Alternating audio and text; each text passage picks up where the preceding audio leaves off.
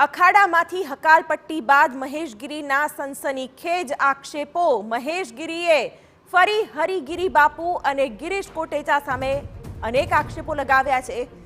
ગીરીઓ અને હરિયો બંને ભ્રષ્ટાચારી છે। આ પ્રકારે મહેશગીરીએ આવો શબ્દ પ્રયોગ કરીને નિવેદન આપ્યું છે। ત્યારે મહેશગીરીએ હવે જે આક્ષેપો લગાવ્યા છે ભ્રષ્ટાચારના, તેને લઈને પણ ચર્ચાઓ ચોક્કસથી જમશે। જૂના અખાડામાંથી હકાલપટ્ટી કરવામાં આવેલા મહેશગીરીએ સનસનીખેજ આક્ષેપો લગાવ્યા છે। ગઈકાલે પણ નિવેદન આપ્યું હતું કે જે સાચું છે તેને ક્યાંક છુપાવવામાં આવી રહ્યું છે, અને આજે ભ્રષ્ટાચારના આક્ષેપ। જય ગિરનારી, ઓમ નમો નારાયણ। હું આજે ખૂબ દુઃખી હૃદયથી આ વિડીયો બનાવી રહ્યો છું, કેમ કે મૌની અમાવસ્યાનું પવિત્ર દિવસ અને પ્રયાગરાજમાં કુંભ મેળો ચાલી રહ્યો છે। મૌની અમાવસ્યાનું સ્નાન ખૂબ મોટું હોય છે અને કરોડો ભક્ત એ મૌની અમાવસ્યાના સ્નાનના માટે પ્રયાગરાજ પહોંચ્યા। ત્યારે ભાગદોડ થઈ અને એ ભાગદોડમાં ઘણા લોકોએ પોતાનો જીવ ગુમાવ્યો છે। એ જીવ જે ગુમાવ્યો છે એ એના પરિવારજનો, પછી જે ઘાયલ થયા છે, આના માટે હું બહુ દુઃખી થઈને પરમાત્માને પ્રાર્થના કરી શકું કે જે દિવંગત આત્માઓ છે એમના આત્માને શાંતિ પરમાત્મા આપે અને જે ઘાયલ થયા છે એ જલ્દીથી સ્વસ્થ થાય।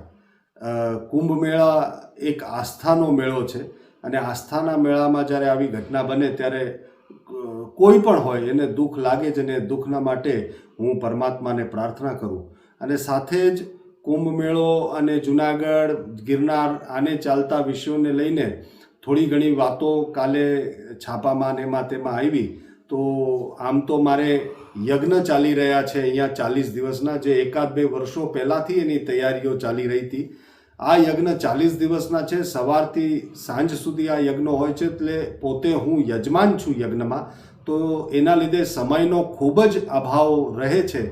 તેથી હું જાહેર જીવનમાં બહુ આવી શક્યો નથી, અને એના લીધે ઘણી વખતે પછી શું છે કે લોકો પોતાની રીતે ઓછી અને નીચ માનસિકતાના દૃષ્ટિકોણથી જે જોવાવાળા હોય છે એ ખોટી વાતો ફેલાવે। એક વાત કહું કે ઘણી વાતો એવી ચાલી રહી છે અને છાપામાં ક્યાંક ક્યાંક આવ્યું છે કે બરતરફ કરવામાં આવ્યા અને શું કરવામાં આવ્યા। મને લાગે છે કે આવા નાના શહેરોના અંદર આવા શબ્દો આવે ત્યારે આપણે ઘણી વખતે વિચાર કરતા થઈએ, અચ્છા આવું થયું, પણ સત્ય સમજવા માટે મને એમ લાગે છે કે જે ગિરનારના માટે ખરેખર લડી રહ્યા છે કે ગિરનાર પાછો જેવો હતો આપણાને એવો મળવો જોઈએ, જે સાધુતા ગિરનારમાં હતી એ પાછી આવવી જોઈએ। અને એના બધાય સ્પષ્ટીકરણના માટે કાલે હું બપોરે પ્રેસ કરીશ, અને મને લાગે છે કે કાલે બપોરે પ્રેસ કરીશ એમાં બધું જ સત્ય આપને ખબર પડશે। ત્યાર સુધી હું આપનો વિરામ લઉં છું। જય ગિરનારી। અને પુનઃ દુઃખી હૃદયથી ખરેખર, કેમ કે આ ન થવું જોઈતું હતું અને ભાગદોડ થઈ છે જેમાં ઘણા પરિવારોએ પોતાનો જીવ ગુમાવ્યો છે અને ઘણા ઘાયલ છે। તો